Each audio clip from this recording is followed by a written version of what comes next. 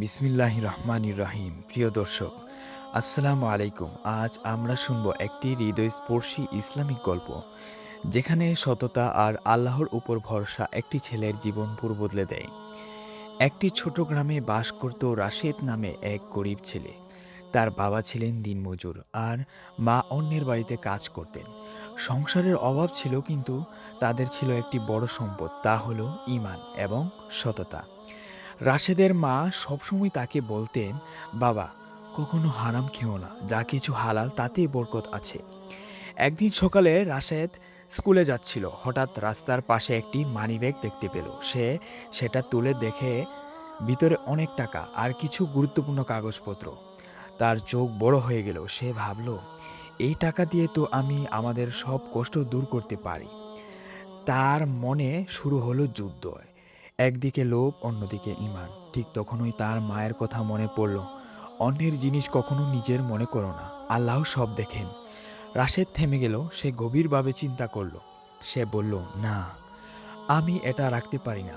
আল্লাহ দেখেছেন, আমি ভুল করতে পারবো না। তারপর সে মানিব্যাগের ভেতরের কাগজ দেখে ঠিকানা খুঁজতে লাগলো। অনেক কষ্ট করে অনেক দূর হেঁটে সে অবশেষে সেই ঠিকানায় পৌঁছালো।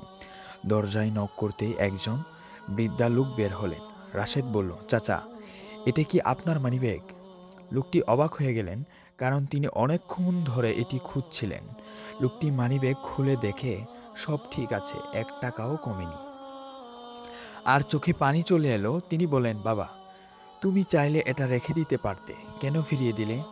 রাশেদ শান্তভাবে বলল, চাচা, এটা আমার না, আমি শুধু আমার দায়িত্ব পালন করেছি। আমি আল্লাহকে ভয় করি। লোকটি খুব খুশি হয়ে বললেন, তোমার সততা আমাকে মুগ্ধ করেছে। তিনি কিছু টাকা দিতে চাইলেন, কিন্তু রাশেদ নিতে চাইল না। তখন লোকটি বললেন, ঠিক আছে, আমি তোমার পড়াশোনার দায়িত্ব নিলাম। সেদিন থেকেই রাশেদের জীবন বদলে গেল। সে ভালোভাবে পড়াশোনা করতে লাগলো। কিছুদিন পর সে একদিন বড় একজন অফিসার হলো। আর সে কখনো ভুলে যায়নি, তার সেই ছোট্ট সততার কাজটাই তার জীবনের সবচেয়ে বড় পরিবর্তন এনে দিয়েছিল। প্রিয় দর্শক, এই গল্প আমাদের একটি বড় শিক্ষা দেয়। সততা কখনো বৃথা যায় না। আল্লাহ সব দেখেন। হারাম থেকে বাঁচলে আল্লাহ হালাল পথ খুলে দেন।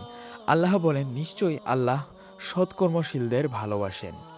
ভিডিওটি ভালো লাগলে লাইক, শেয়ার এবং সাবস্ক্রাইব করুন। আল্লাহ আমাদের সবাইকে সৎ পথে চলার তৌফিক দান করুন। আসসালামু আলাইকুম ওয়া রাহমাতুল্লাহি ওয়া বারাকাতুহু।